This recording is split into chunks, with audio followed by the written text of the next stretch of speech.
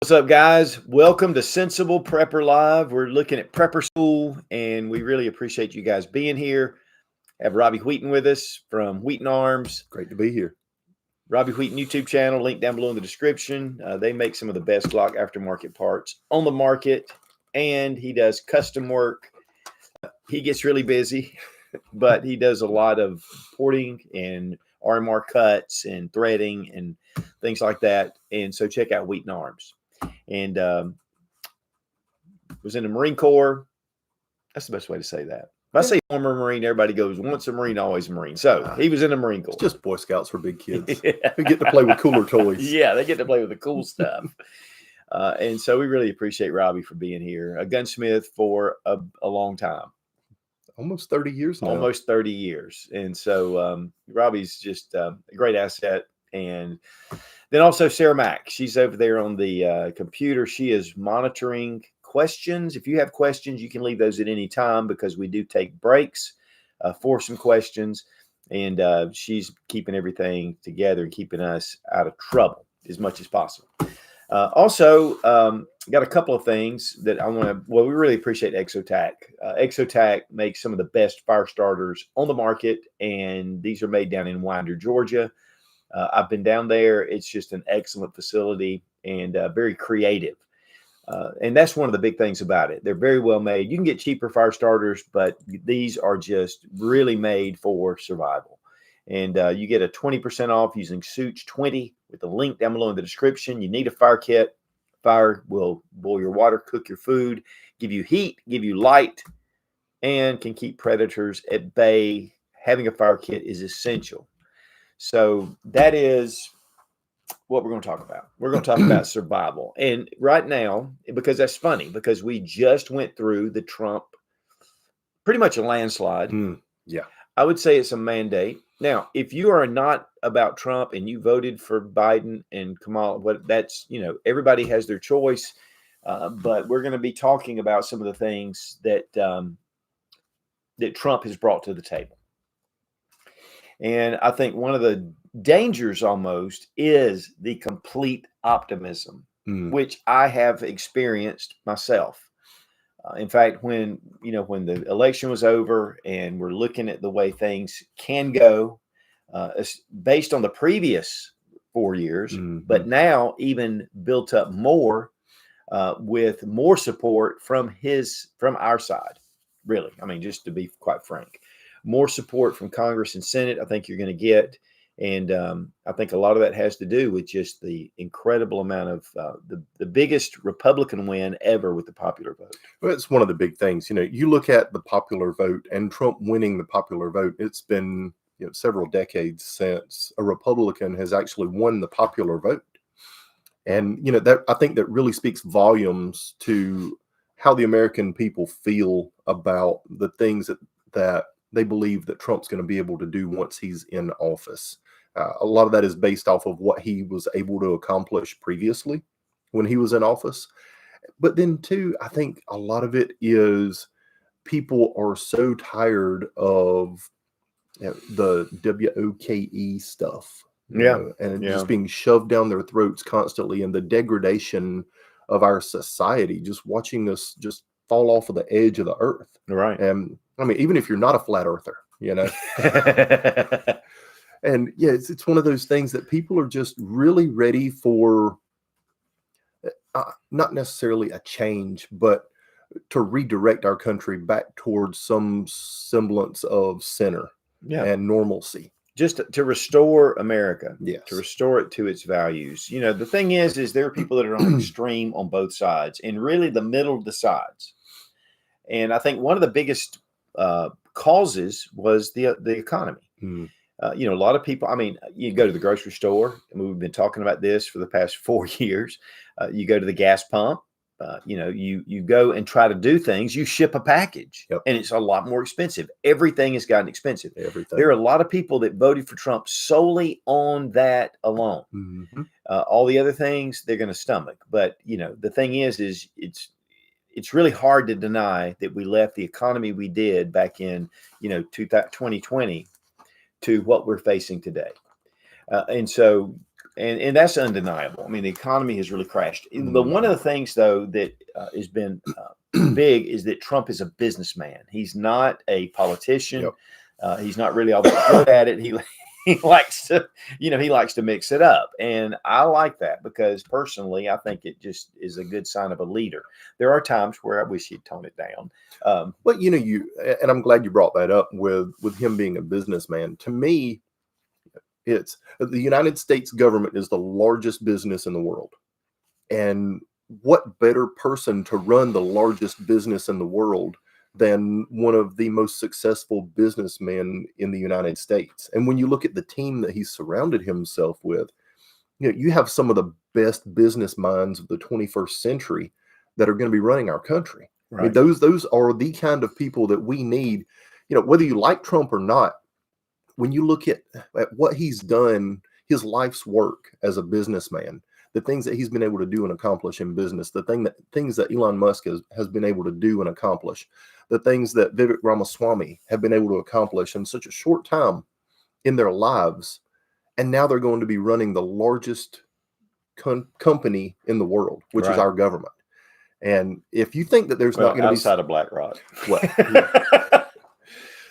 but if you think that there's not going to be significant change within the country and within our government and within the business of our country as a business and a government, you're wildly mistaken. Yeah, I mean it's true. The dream team that he's put together, Elon Musk, to me, the Leonardo da Vinci of the 21st century. I mean, there are people that are in there that are really dedicated. And what's really cool, though, is that with RFK Jr., with Tulsi Gabbard, with some of the Democrats that have moved over and said, hey, we can't live this way. So all this stuff creates this real big optimistic view of the future. Yep. And, we have the House and the Senate. So hopefully the programs that he has laid out, they're going to be able to be implemented. We have the House and we have the Congress, though, to balance that out. And that's one good thing. A lot of times, too, is there's been a lot of misinformation about Trump's stand on abortion, Trump's stand on gay rights, Trump's stand on racial issues. And honestly, guys, any of those, he is a very middle of the road kind of guy. Yeah. And both the Black community and the Hispanic community, their jobless rates went really down during the first administration. So, I think there's a lot of stuff or a lot of perception of him out there that's just untrue. And, too, I think a lot of people saw through this election. That they really saw through all of the misinformation and the lies and the things that they were just being fed as, low information voters, that they're just going to believe what they're told and go on about their business. It's funny to me, though, that, the distrust of the major news networks. Oh, yes. I mean, absolutely. People do not believe it, but yet they sit under it. And if you hear something enough, and Hitler was just the one that actually brought this out. He goes, the bigger the lie, the more you beat that drum, the more people start to believe it. So the fact is, guys, is we have 4 years right now in front of us that things could be better. Things could increase. And we've already seen it. It's, gold prices. That was a huge indicator. The day he was elected, they dropped $200 an ounce. Wow. It's still at record highs, but it dropped $200 an ounce. Gold had gotten up to $2,800, right at $27.99, $98. And I don't know that it actually passed 28, but it's now down to about 26 in that range, and it fluctuates. So, and then Hamas said, okay, we're done, and then kind of Iran kind of said, okay, we're going to back off. And, so there's a lot of optimism on the foreign.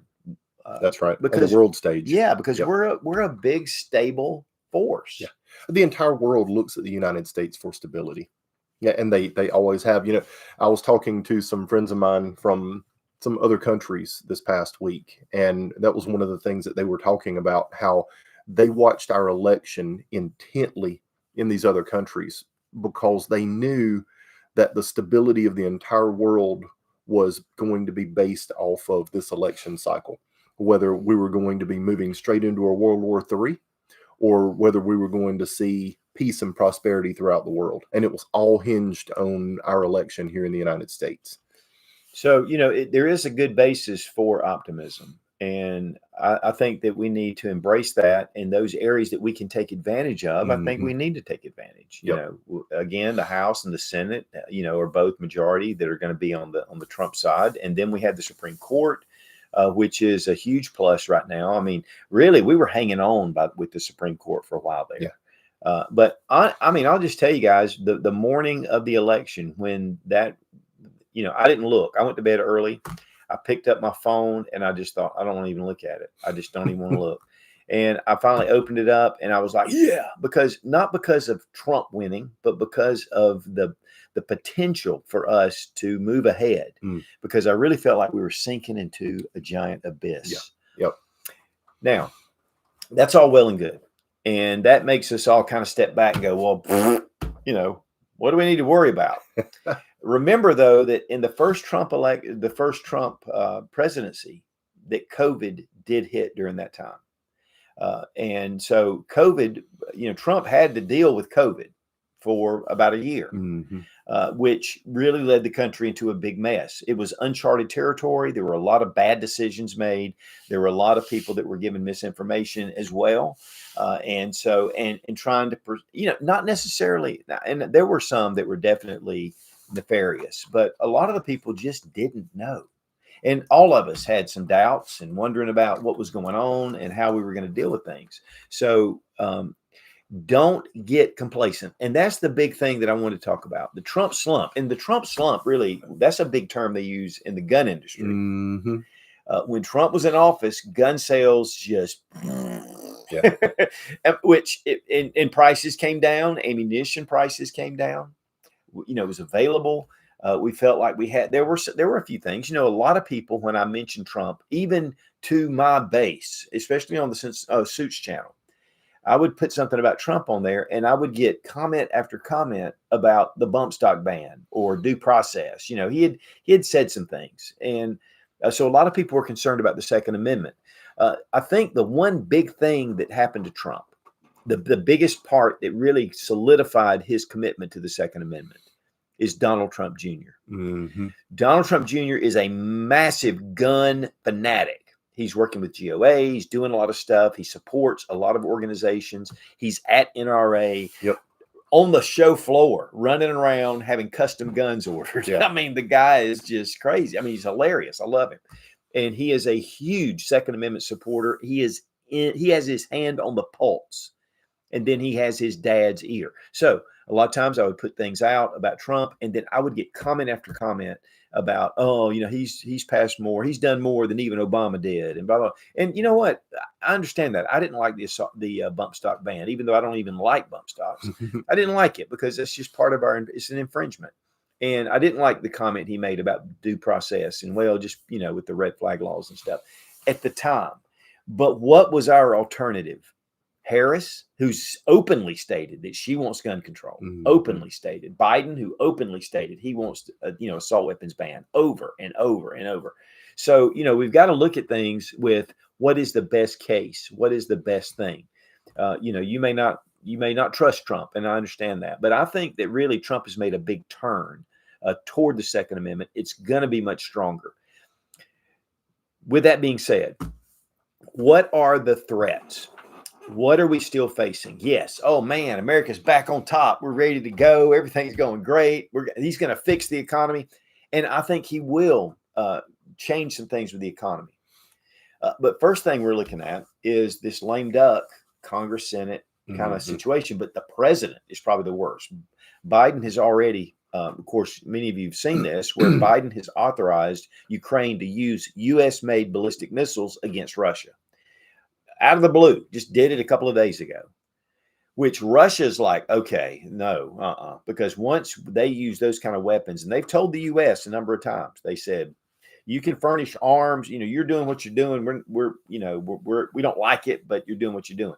But once you start giving them really high technology to use against us and start furnishing them those things, then nuclear weapons are even closer to an option on the table. Putin just said it. He said nuclear option. So now that that's happened, honestly, I was very optimistic that Trump was going to get in and negotiate a peace deal. Yeah. Because that's what he wants to do. He wants to end that mess in Ukraine. He said, I'm tired of people dying. That's what I want. He goes, we need to fix this. And now we've got the ghost from the past. We've got Morty on from the Christmas Carol, the old ghost that came back. And, he's doing things. Also, Biden just committed billions of dollars to these world organizations from the U.S., just signed it up and doing some stuff that he really needs to back off. After the mandate that was given on November, does he really care about America?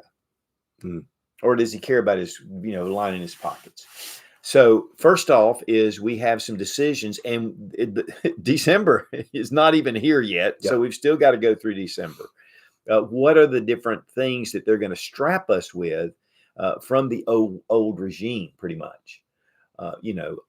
Listen, everybody has different ideas about things. They have different backgrounds. You have certain hot points for you.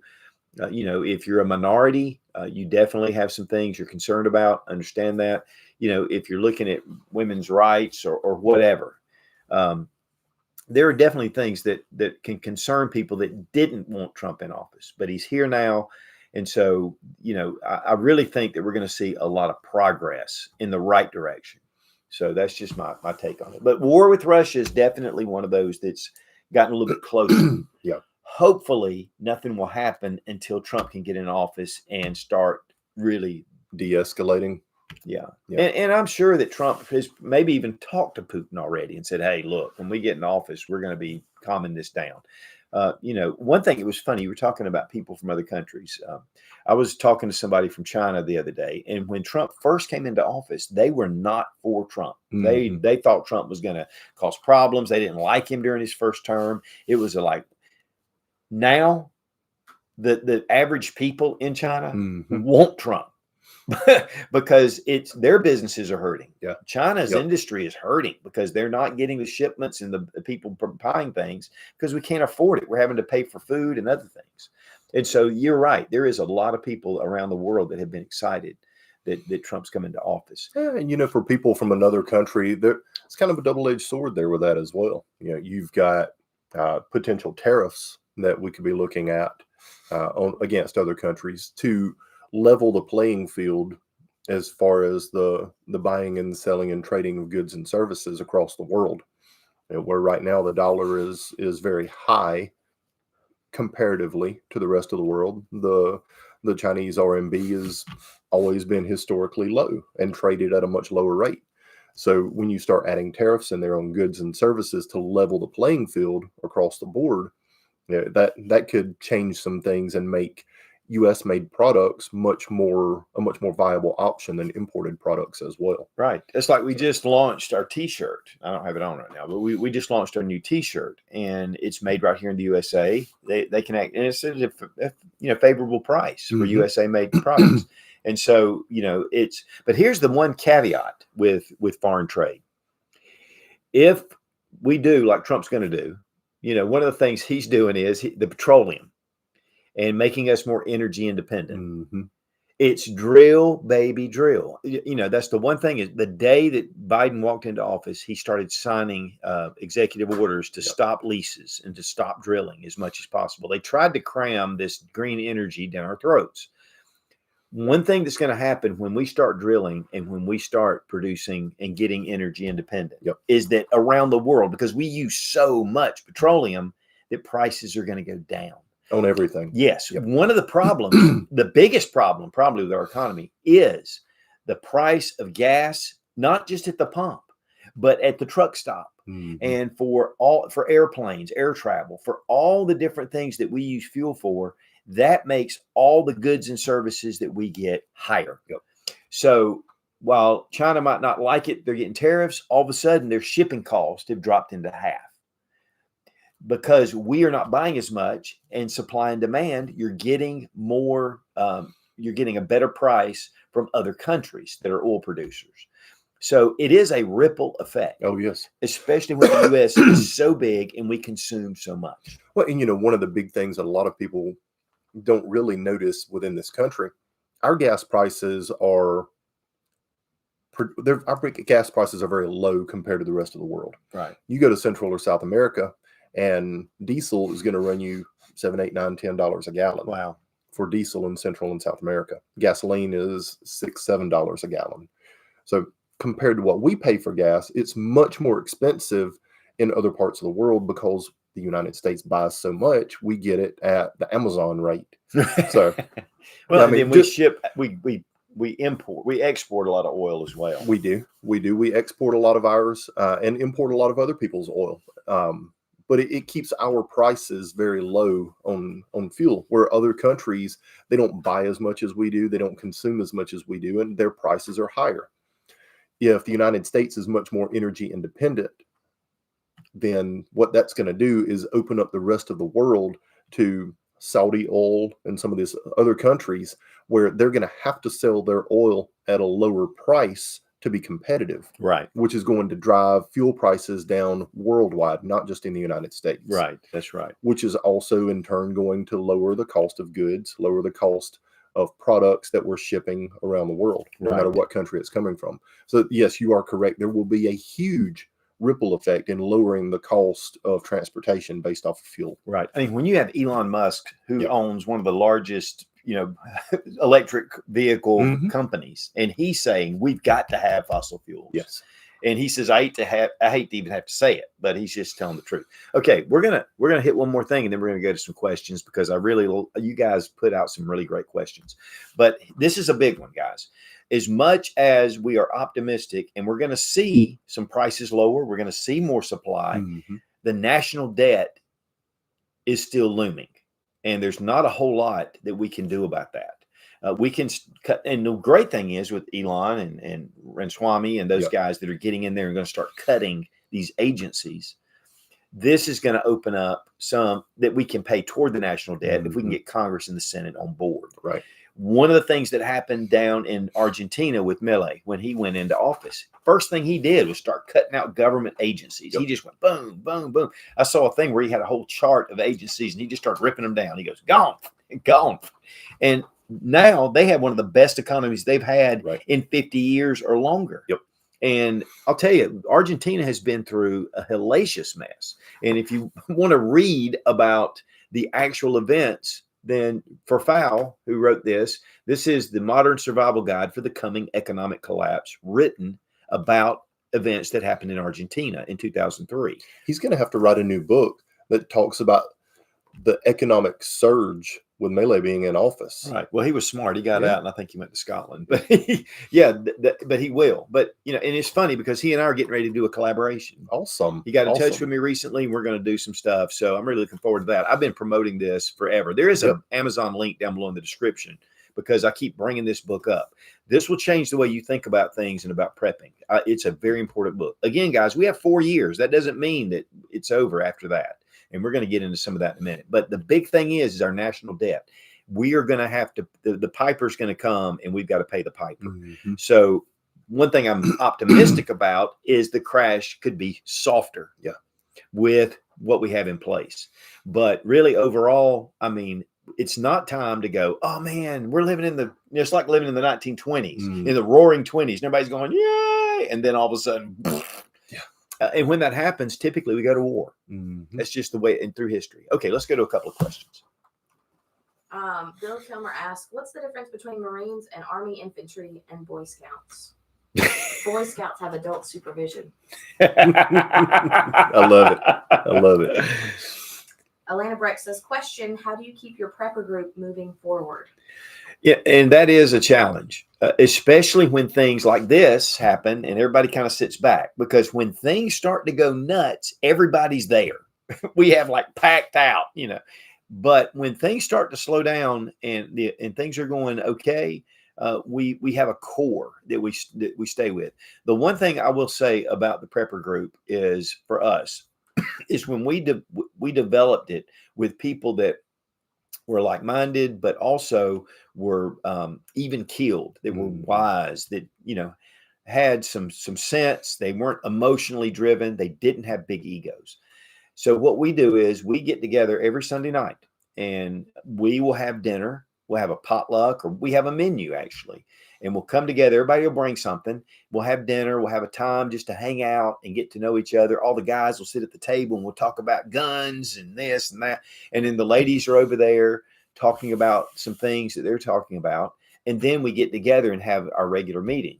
And it's the relationships. Mm-hmm. Like this Christmas, we'll go down to carriage rides in a local town that they do these really cool carriage rides. We go every year now. And we do other little things, or we're going places. We kind of make it a friend group. Right. What that does, it builds this unbelievable loyalty.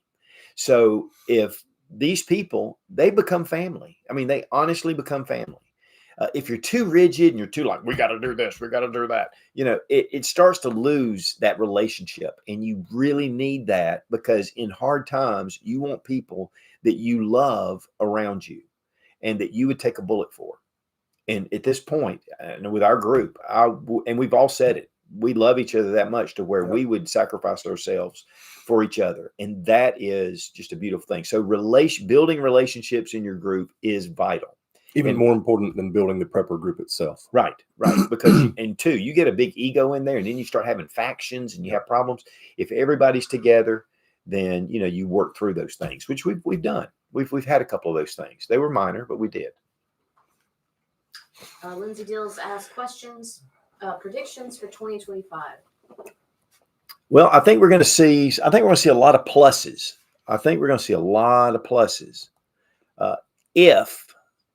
If this thing with Russia kind of plays out, if Trump can get in there and start to, do his magic, which he's done before. Yep. Yeah. 2025, I think, is going to be really interesting. You're going to see a gradual turn, my prediction. And I'm not an economist, but, I try and stay pretty well read on things. I think we're going to see a gradual turn in the economy from the negative where we're at right now, more toward a positive. I think you're going to see the stock market dip some, but then I think you're going to see the stock market rebound and start recovering. I think we're going to see the potential for the national debt to start actually being reduced instead of continuing to grow by billions of dollars a day. There's a lot of really positives that I think we can see in 2025. A lot of it is going to really be hinged on the House and the Senate, and whether we have Republicans that get behind Trump and truly support Trump, or whether we have rhinos that don't support Trump. And I think that's one of the big things that we're going to find out the truth about in 2025 is how much support from the Republican base does he really have in the House and the Senate. And I think that's going to truly hinge and possibly hinder what he can and can't get done. Right. I agree with that. But I think it's an optimistic look, especially for 2025. I think the farther out you get, we're probably going to have a few more problems. But always remember, just like COVID hit, and I've been saying this lately, there are threats that can come out of nowhere. And just like with Helene, that was a national disaster on the East Coast. Yep. And those people are reeling still. I mean, they are still reeling from what happened. Yeah, and will be for a long time to come. That's not going to be a quick recovery there. So there can be other things that we just don't see that have nothing to do with who's president. Right. Maybe the recovery's faster, but nothing. One more, and then we're going to go back to the list. Main Man says, Donna and Robbie, now that I have a Mr. Heater Buddy, I'm in the market for a 6-inch fixed blade knife. I'd like to hear suggestions from you two for such a knife that are quality and affordable. One of my favorite knives, and knives that are affordable can be different for everybody. That's a subjective question there as far as affordability. If you go to Blade Show, and there's Blade shows, they're huge. The Blade Show in Atlanta is the biggest knife show in the world.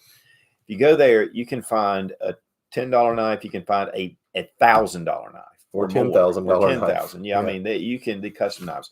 One knife that I really like is Essie. The SE4 or SE5. It's a good size knife. It's full tank. It's really strong.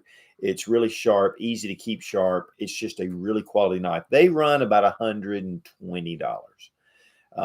Now, backing that up, because that's as far up as I'm going to go, because I have knives that are actually more expensive, but those are really almost, they're so expensive, they're not practical. Right. And so really when you go back down to something that's just a nice quality, I'm going to tell you, Gerber LMF or the Gerber Strong Arm or some of those field knives for a good basic knife that is easy to sharpen, that retains an edge decently.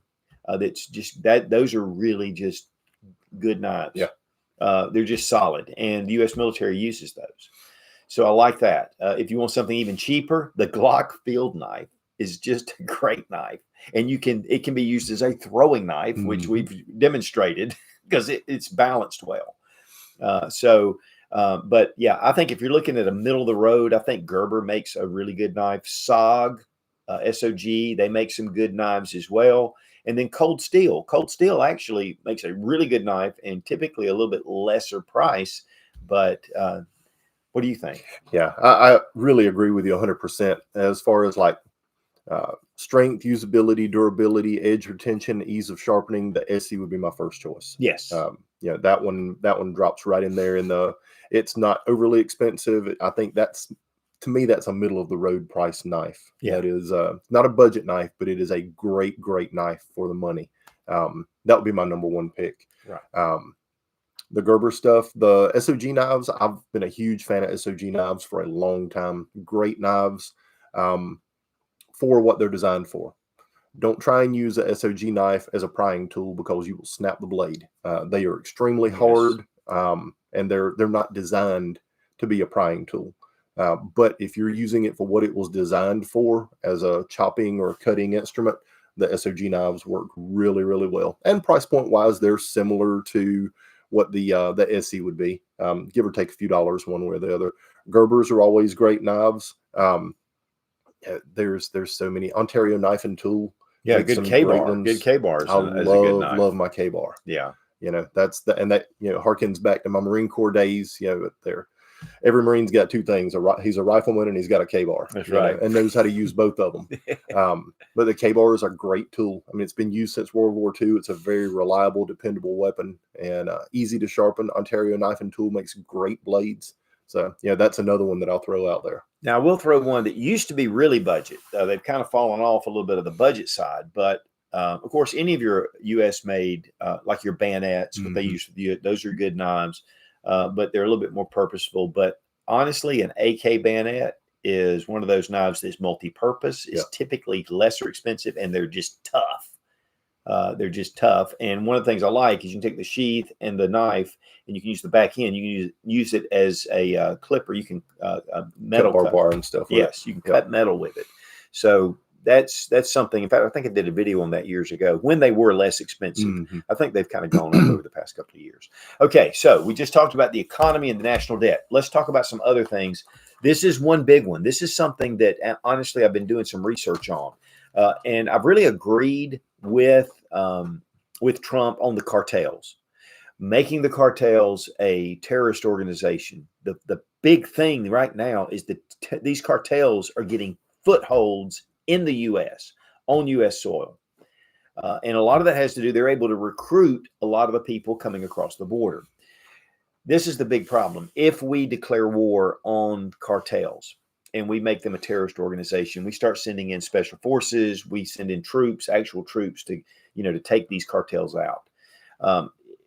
The big problem is their network. They have a massive network, and it can spill over into the U.S., especially in some of the bigger cities. And we're already seeing some of these cities that are being infiltrated by some of the like Colombian or Venezuelan gangs, taking over apartment complexes, doing stuff like that. And the one thing that's really crazy about the cartels is they have no value for life or for them being incarcerated. And I have a buddy of mine that lives in Charlotte, and he manages a club up there. And the stories and the surveillance video that I've seen, those people, the cartel people, are crazy. They're just crazy. They don't care. They'll kill you. I mean, they'll shoot you in the parking lot. They don't even care. And then they'll just hang around, and then the last minute they'll run off. They have no concept of the way things have typically been here in the U.S. So there is some dangers with the cartel, which I support, going after these cartels, but there is going to be a price to be paid once we do that. And that's what happened in Mexico is they finally started doing things against the cartel because there was so much corruption. They haven't. And it's been pretty crazy what's going on. There's a civil war right now going on in Mexico.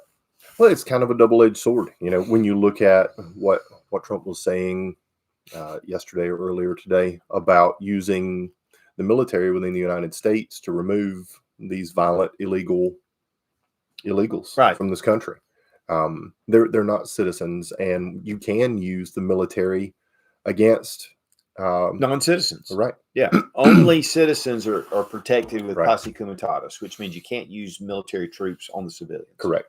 So using troops against an invasion of this country to remove them, maybe you approach it that way first. You remove these people and then you declare war on the cartels. Yeah.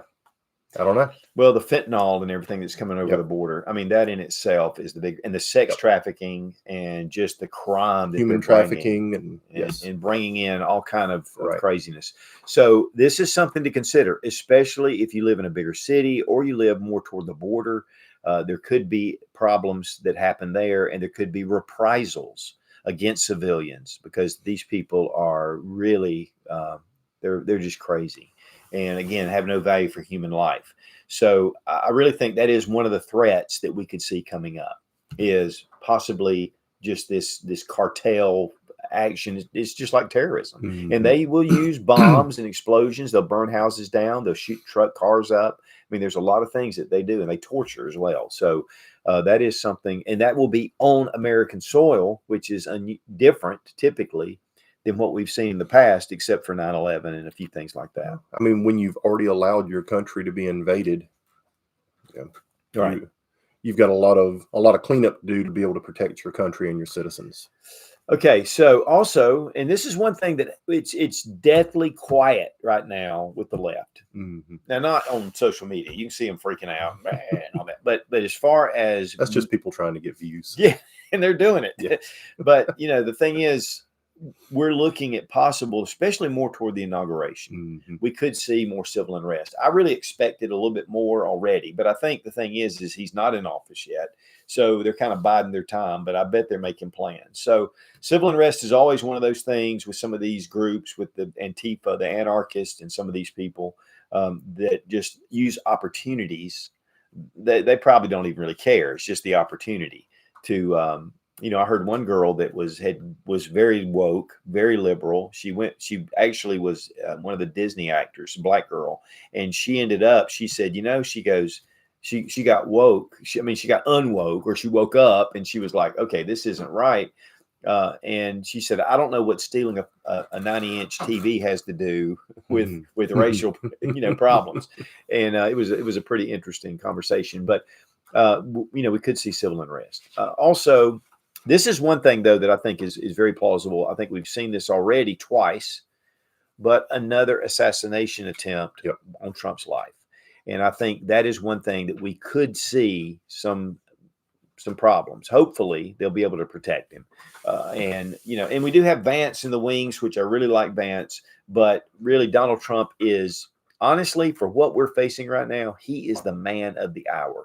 And he's going to be able to get some things done that I don't know of anybody else that could get it done, just to be honest. He's a negotiator. He's a businessman. He's tough.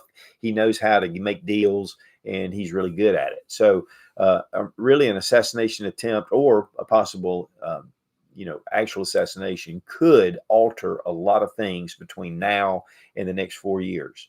So that is a big, and two, that could spark some things. It could really spark some things. And one thing too is, with all the talk, and especially with Elon and Ranswamy and some of those guys that are looking to clear up some of these agencies and really drain the swamp, I think that's a threat to some of the powers that be. And we could see a reaction coming out in different ways. So keep that in mind, because George Soros is still there.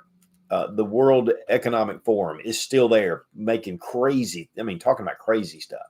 And so those are international organizations that are really beyond the scope of what Trump can do. Mm-hmm. So we need to be careful with that. And of course, the climate change activist, that could get ramped up, especially with Trump going, well, we're not really focused on that. And then they get ramped up. They feel like they have a just cause. They've been fed the bull, and they're going for that. So assassination attempt. Another thing is cyber attacks. I mean, that can happen no matter who's in office. And we see that there have been a lot of different attempts with cyber attacks. Some have been successful, especially even on the county levels. I mean, these guys are looking at anywhere where they can cause problems with the infrastructure.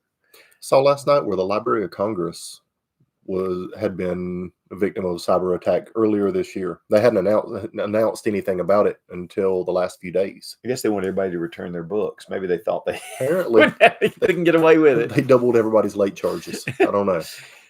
But government agencies being cut, is that going to affect you? The Department of Education, which it's true, they have way too much power over state and county governments that can do the job themselves. There's a lot of just money being thrown out. There's a lot of mandates that come down from the federal government to the states. So we homeschooled all three of our kids, and we still paid for that for education tax.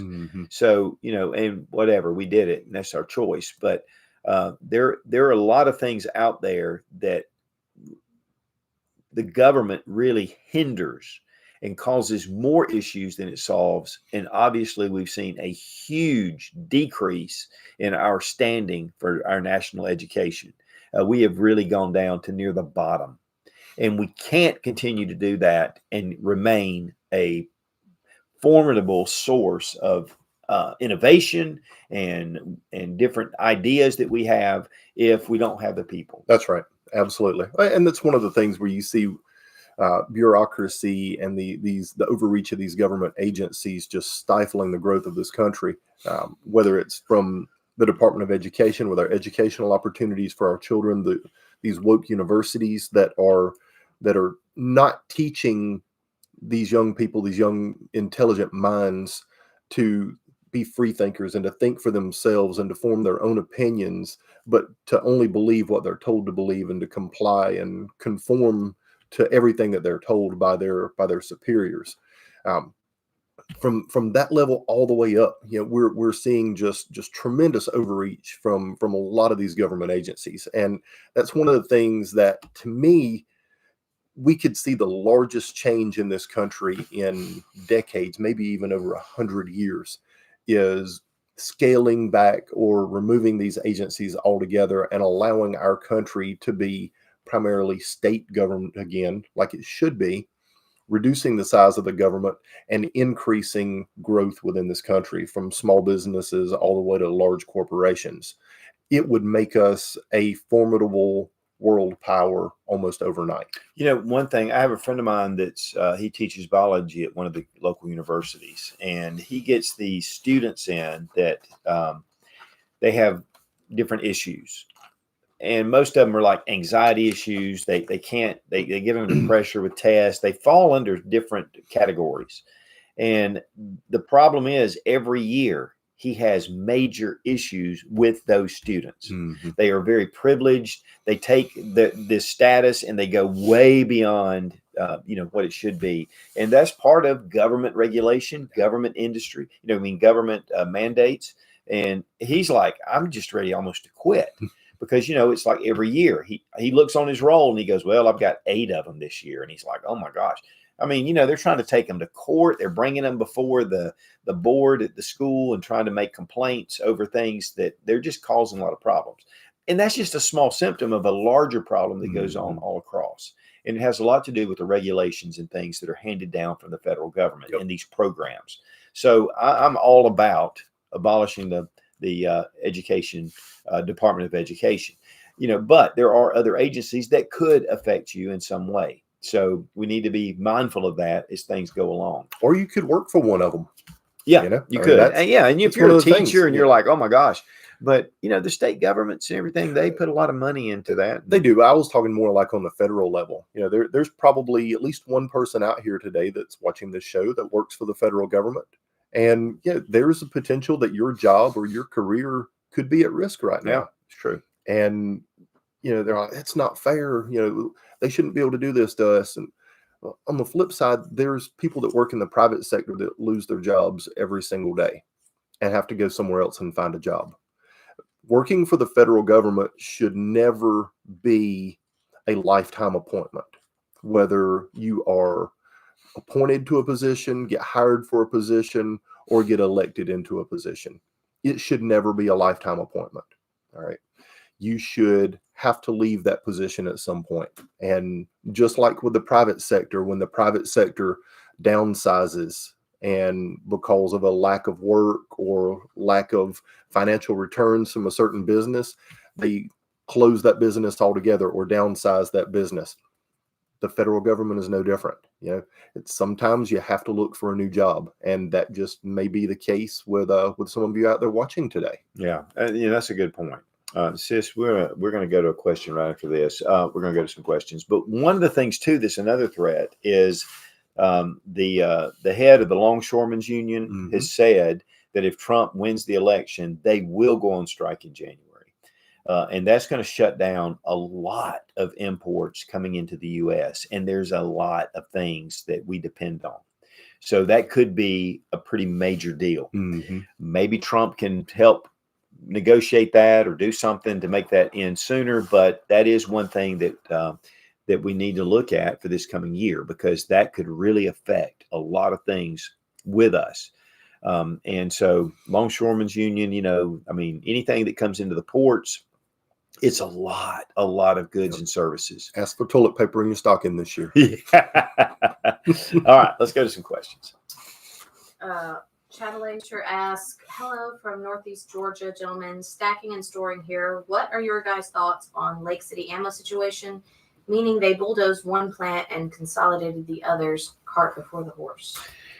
Yeah, I think they had stopped, though, a lot of that going to civilian markets. Yeah. Already. But I think that, it does put more of a strain on the private sector, because the military will use the private sector for more ammunition, even whether it's federal law enforcement or with the military. Historically, with Lake City Ammunition, what they did, they produced X number of rounds for the military every year off their military contracts. And then whatever overruns they had with that ammunition, they sold that ammo on the civilian market. What you're seeing right now is the ammunition that they're producing that would normally be an overrun that's sold on the civilian market is being exported to different war zones that we're supporting in these proxy wars around the world. So your excess ammo is going to Ukraine. It's going to Israel or Africa or some of these other countries that we're supporting proxy wars in, instead of being sold on the civilian market in the United States. My hope is that as we see foreign wars diminish, we see more diplomacy with the United States being able to create some more peace around the world, that we'll see a decrease in Lake City ammunition being exported to support wars around the world, and we'll have a surplus of it again within the United States to be sold on the civilian market. Yeah, I'm really looking forward to that. I know I'm sponsored by Fiocchi, and they send me ammunition every year. There's a certain amount. This year, they said we're so backed up. There's a lot of ammunition that we don't have. And I'm hoping that really with the Trump slump, that will be a benefit and they can kind of get caught up. So, otherwise it's just going to get a little more expensive for me, but that's the way it is. And, some of the other things that a lot of people don't realize when it comes to ammunition manufacturing, nitrocellulose, which is used for the production of gunpowder. We don't produce nitrocellulose in the United States anymore. All of it has to be imported. There's only 2 countries in the world right now that are producing it, and we import from both of those countries. Same thing with primers. I think there's 6 or 7 components that are raw material components that are used to produce primers. And like 4 of those 7 are imported from other countries to be able to produce primers. We don't make those raw material components within the United States. Right. So just that alone hinders our production on ammunition based off of what we can source and import from other countries. Right. And it drives our cost up on ammunition as well. Right. Shrek asks, just curious, as a med student, have you educated yourself on medical prepping, but not the very acute cases you can meet in dangerous environments? Only infectious disease, deficiencies, results, etc. Well, yes, we have. My wife's she was a labor and delivery nurse for a number of years, and she since has gotten really into more natural remedies, different things, even colloidal silvers and different herbs. And there's a big local store up here called Garner's, and they do this all natural stuff. And she spends a lot of money up there. And we have, and with our prepper group, we have a number of medical professionals, including a doctor, including, a labor and delivery, a emergency room nurse for like 20 years that managed them and went up into management. These people are really good. But yes, we do the trauma side, but we also do the taking care of everyday needs. And so even some essential oils or different methods. But there are a lot of things to understand and to make sure you don't get too far into one or the other with the supplements. So, but yes, we are big into that. I think it's a very important element. In fact, I have a regular medical doctor, and then I have another doctor that is all about Chinese herbal medicines, and he's not even Chinese, and the guy is absolutely, he gets grants for the government to study different things. This guy's not a witch doctor or something. He is incredibly brilliant, and yet he goes more toward the natural Eastern side medicine. And then he says, but there are times where Western medicine is needed. And I really have a lot of respect for him. And, but also I have a standard medical doctor that's really good too. So, but I don't ever go to the doctor, so I don't know, but I do have those guys, but I think medical is a very important part, not just for trauma or for wounds or that's important.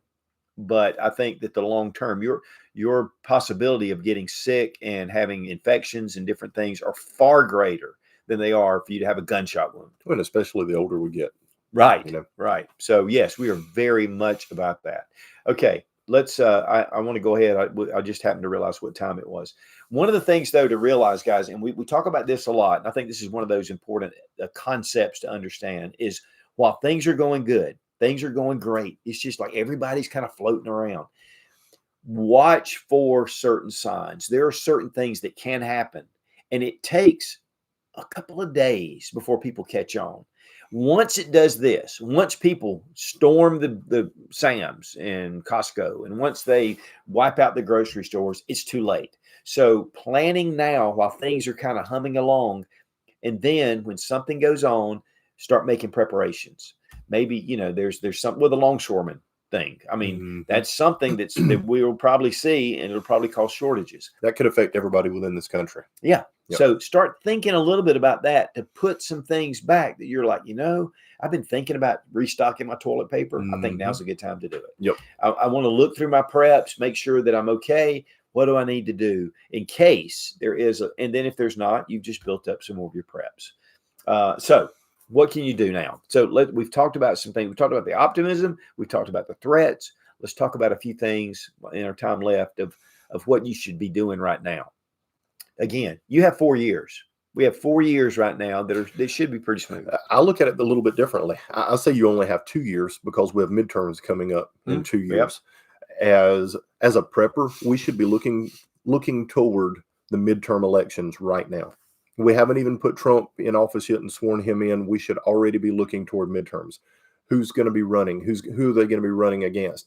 Who is going to be good for this country, for the growth of this country, the prosperity of this country? Who's going to be good for making America number one in the world again? Those are the kind of people that we need to be looking at already right now, 2 years out, and start planning who you're going to vote for. Start talking to other people. Get together and start organizing to help support different people in your local area, whether it's local, state, or federal government for the midterms that are coming up. And really, I can't stress enough, local, county, city, state government, that really affects you more than anybody else. Right. Those are the ones that affect your day-to-day life. And you need to, don't go to the polls like I've done in the past. And I've gone to the polls and I've been like, that looks good. You need to have some information. So now we carry a sheet and we go, okay, this is what, because we have connections and everything. So we try to analyze and make sure we're voting for the right person.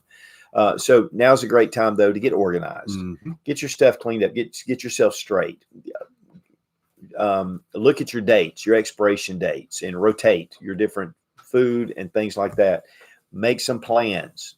Think about things ahead of time. One thing about a bug out bag, and I went down to Georgia Bushcraft this past weekend or last weekend before, and great event, by the way. But I did a bug out bag class, and one of the things that I really talked about, because there were some bushcrafters and just some people there that really weren't in the prepping world. And so the first thing I asked was, do you have a bag of survival items in your vehicle? And only about half of them raised their hand. Mm-hmm. So one of the things about a get home bag is it can also apply not to a zombie apocalypse, not to an alien invasion, not to Mad Max. It can relate to your everyday situations. You have a good bag in your car and you have certain items in there, repair items or fire starting or whatever, you have it in your bag. You have a personal SHTF that doesn't affect anyone else. Yep. And I've had them over and I've gotten into my bag a number of times. Sometimes it's just out of convenience. Sometimes, you know what? I need a multi-tool. Let me get in here and get one, or I need something, and I need duct tape. Dude, I couldn't tell you how many times I have been off with a group of people doing something and someone breaks something or they need something or there's something that they don't have. And the first thing they say is, go ask Robbie, he's got it. And you should be that guy. That's right. You should be that guy. That should be all of our goal, is to be that guy or that girl that they say, oh, go and ask so-and-so, they've got it. My brother goes on these big fishing trips with a bunch of his buddies. And they'll go overnight. They go down to the Everglades. They go all over the place. And they call him the Boy Scout because he always has what they need, so, it's really funny. But get yourself a good bag. Make sure that your family members have a bag. And with just essential survival items. And if you want to know more about it, I've got a number of videos with bug out bags, but also with get home bags. I'm big about get home bags more than bug out bags, even though you should have one, because you're going to be a glorified refugee with a bug out bag. Getting home, you've got some items just to give you a better chance. And that's the big thing. But again, it can be used for a lot of different things. Train. And we talked about medical a minute ago. Get your trauma training. Get trauma training. There's classes around Stop the Bleed. There's trauma classes.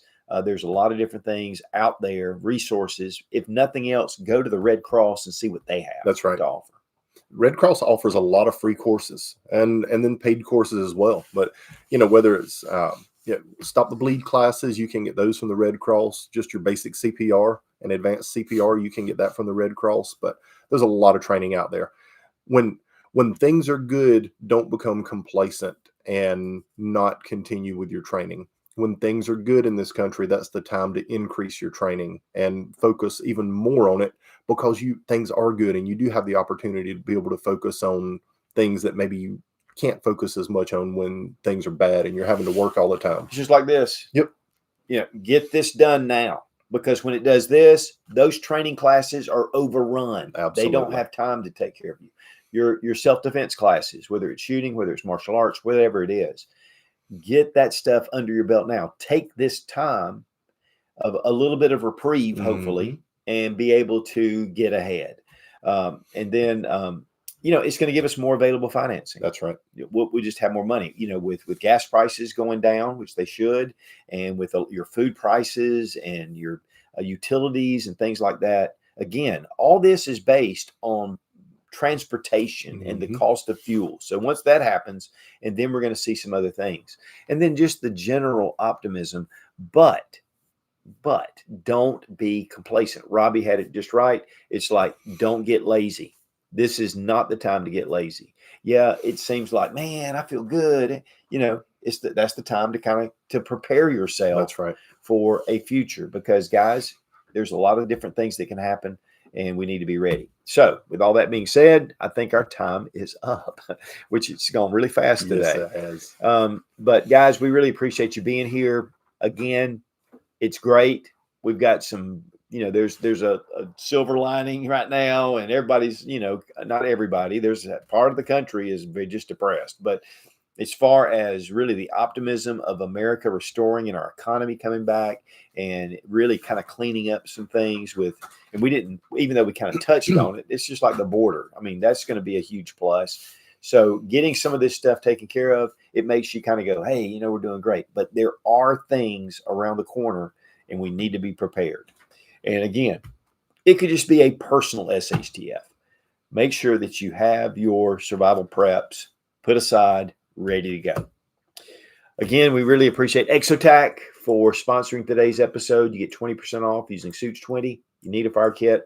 It's just one of the things that's primal. It's something that we've had to have from the beginning. And also, if you want to read a really good book and just a manual, this is the Modern Survival Guide for the Coming Economic Collapse. There is a link down below in the description, an Amazon link, and it'll take you to this book. It's well worth having in your library. Again, a big thanks to Robbie Wheaton for being here. And again, check out Wheaton Arms, also the Robbie Wheaton YouTube channel.